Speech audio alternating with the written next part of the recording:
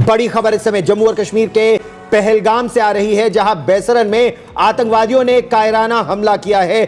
15 राज्यों के 28 लोगों के लहू से सिर्फ पहलगाम की जमीन ही लाल नहीं हुई है, यह जख्म पूरे हिंदुस्तान को मिला है।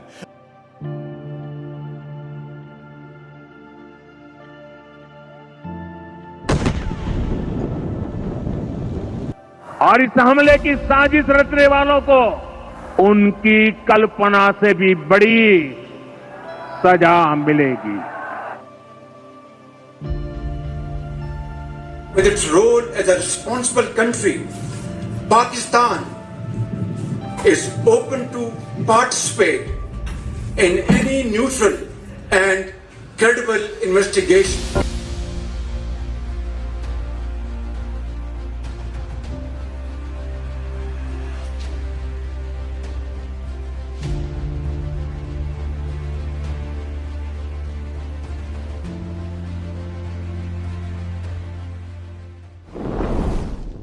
अल्लाह तबारक व ताला की बरगुज़ीदा बंदे जो अपनी तमाम तर ज़िंदगी अल्लाह की बंदगी और उसकी इबादत व ज़ुहद व तक़वा में गुजार देते हैं, अल्लाह उन्हें जब चाहे अपनी खुसूसी इनायत से मर्तबा विलायत और रूहानी दर्जे पर फाइज कर देता है। हदीस पाक में अल्लाह के उन बंदों के मुतालिक ये आता है कि उम्मत मुस्लिमा के ये लोग बनी इसराइल के पैगम्बरों के मिसल होंगे। उन लोगों पर जलाल व जमाल की कैफियत तारी होती है।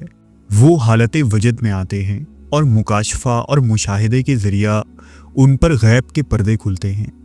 उन वली अल्लाह को अल्लाह की तरफ से ऐसी फरासत अता की जाती है कि वो मुस्तकबिल करीब के हालात के मुतालिक बहुत ठीक अंदाज़ा लगा सकते हैं। अल्लाह के ये बंदे उन तमाम चीज़ों को अपनी बातनी आंखों से देखते हैं। ये वही लोग हैं जिनके मुतालिक रसूल अल्लाह सल्लल्लाहु अलैहि वसल्लम ने फरमाया था कि मोमिन की फरासत से बचो, क्योंकि मोमिन अल्लाह के नूर से देखता है। ये औलिया अल्लाह अपनी फरासत से आने वाले वक्तों के उन हालात से पहले ही आगाह कर देते हैं, जिनका रोनुमा होना उम्मत मुस्लिमा के लिए बड़ा सानिया साबित हो सकता है। उन औलिया अल्लाह की ये पेशन गोइयाँ नजूमियों और काहिनों के बताए गए पेशन गोइयों से बिल्कुल मुख्तलिफ होती है, क्योंकि उन बंदों की ये खबरें रब्बानी होती हैं। जैसा कि नबी करीम सल्लल्लाहु अलैहि वसल्लम का इरशाद है कि नबूवत के बाद सिर्फ मुबश्शरात बाकी रह गए हैं। सहाबा ने पूछा, या रसूल अल्लाह, मुबश्शरात क्या हैं? हुजूर ने फरमाया, नेक ख्वाब जो मोमिन देखता है या उसके लिए देखा जाता है। लिहाजा कुरान मजीद और अहदीस रसूल के बाद हमारे लिए रहनुमाई का तीसरा बड़ा ज़रिया नेक लोगों के ख्वाब और अंदाज़े हैं। उन्हीं साहब फरासत में एक नाम नेमतुल्लाह शाह वली का है, जो एक सच्चे वली अल्लाह, अजीम सूफ़ी और साहबे कश्फ व करामात बुजुर्ग थे। हज़रत नेमतुल्लाह शाह की तहरीरों में मौजूद बेशुमार पेशन गोइयाँ आज तक हर्फ ब हर्फ सच साबित हुई हैं, जिन्हें सुनकर अकल दंग रह जाती है। उन्होंने न सिर्फ क़र्ब क़यामत के अजीम फितनों हालात, बल्कि इमाम महदी के ज़हूर से पहले के वाक़यात और बर्र सगीर में होने वाली जंग और फितनों का ऐसा तफसील से ज़िक्र किया है, गोया वो आने वाले वक्त को अपनी आँखों से देख रहे हों। मवर्रखीन के मुताबिक आपका पूरा नाम सैयद नूरुद्दीन नेमतुल्लाह था। आपकी वलादत शाम के शहर हलब में 731 हिजरी में हुई। आपके वालिद सैयद अबू बकर का शजरे नसब इमाम बाकर से जा मिलता है। इस निस्बत से आप इमाम अली अलैहिस्सलाम की औलाद हैं। हज़रत नेमतुल्लाह शाह ने नौजवानी के ज़माने में ही सर्फ, नहू, हदीस व फ़िक़ह और तफ़सीर में आला काबिलियत हासिल कर ली थी। 24 साल की उम्र में आप मक्का तशरीफ़ ले गए, जहां आपकी मुलाकात मशहूर सूफ़ी बुज़ुर्ग शेख अब्दुल्ला इफ़ाई से हुई और आपने उनके हाथों पर रूहानी बैत की।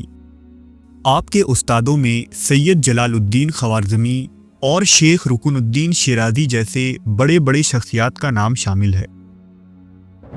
मक्का के बाद आपने ईरान, अफ़ग़ानिस्तान, मिस्र, शाम, समरकंद, तबरेज़, मुल्तान और कश्मीर का सफ़र भी किया।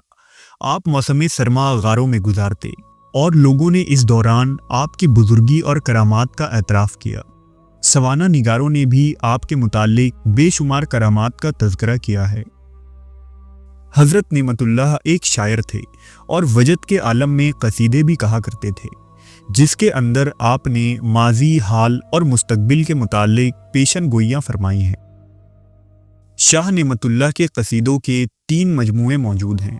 پہلے قصیدے میں می بینم یعنی میں دیکھ رہا ہوں بطور ردیف استعمال ہوا۔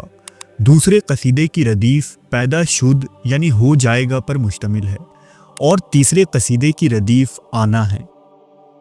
آپ کی تحریریں اور فارسی قصیدے آج بھی ایران، افغانستان کی قدیم لائبریریوں میں موجود ہے۔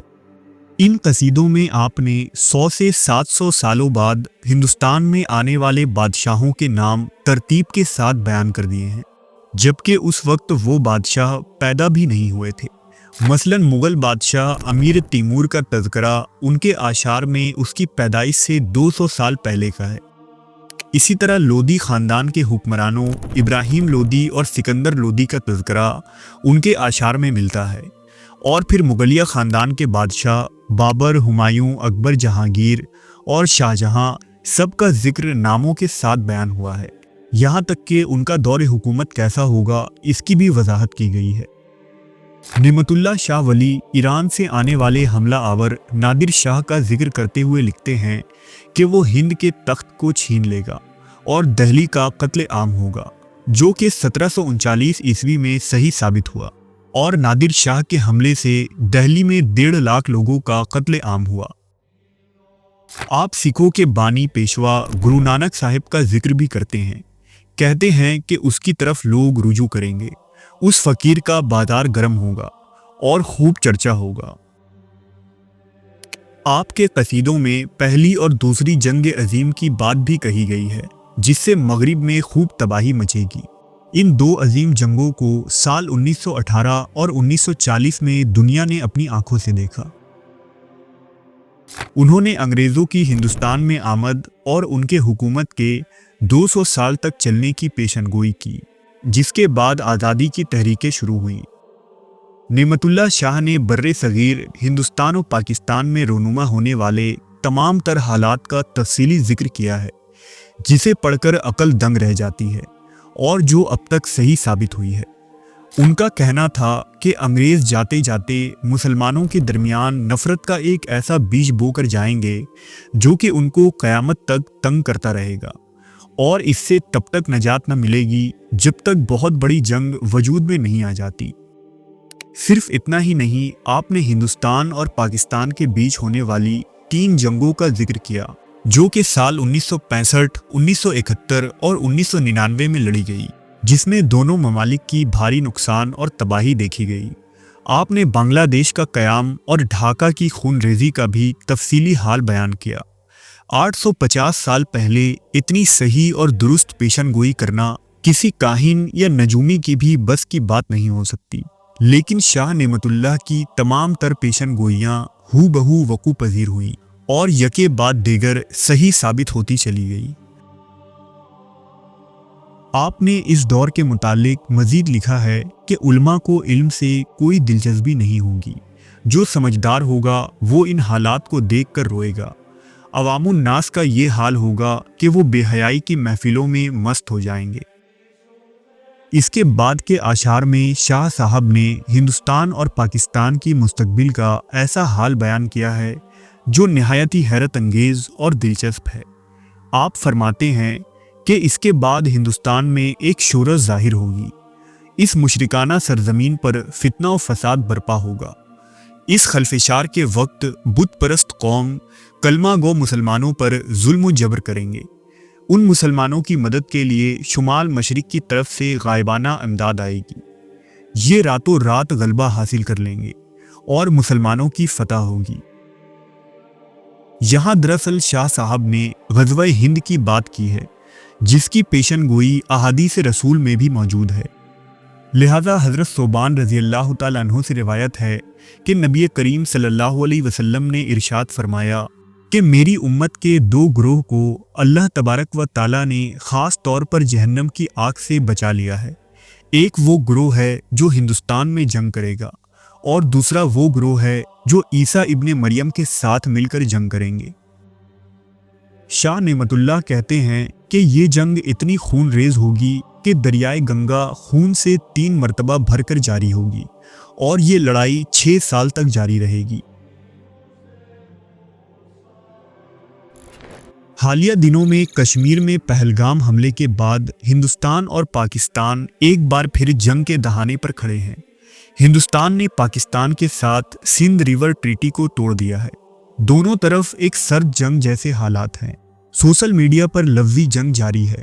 ممکن ہے کہ ہم انہی حالات سے گزر رہے ہوں جن کا ذکر شاہ نعمت اللہ نے 900 سالوں پہلے کیا تھا۔ حضرت نعمت اللہ شاہ ولی اپنے قصیدوں کے تیسرے حصے میں پیشن گوئی کرتے ہوئے انسان پر لرزہ طاری کرتے ہیں اور اسے عین قیامت کے کنارے کھڑا کر دیتے ہیں۔ آپ نے لکھا ہے کہ 40 سال کی ایک خون ریز جنگ کے بعد جب مغربی اقوام کا زوال ہو جائے گا تب دجال ایران کے شہر اصفہان سے نکلے گا، پھر نائب مہدی کا ظہور ہوگا اور میں تو اسے دیکھ رہا ہوں۔ میں اس کی صورت دوپہر میں چمکنے والی سورج کے مانند دیکھ رہا ہوں۔ میں دجال کو گدھے پر سوار دیکھ رہا ہوں جس کے ساتھ یہودیوں کا ایک بڑا عظیم لشکر ہے۔ میں عیسیٰ ابن مریم کی تلوار سے دجال لعین کا قتل بھی دیکھ رہا ہوں۔ میں دین کو مستحکم دیکھ رہا ہوں۔ اپنے قصیدے کے آخری شعر میں نعمت اللہ شاہ خود کو مخاطب کرتے ہوئے فرماتے ہیں کہ اے نعمت اللہ خاموش ہو جا، رب کے رازوں کو ظاہر نہ کر، اور پھر بتاتے ہیں کہ میں یہ واقعات 548 ہجری میں بیان کر رہا ہوں۔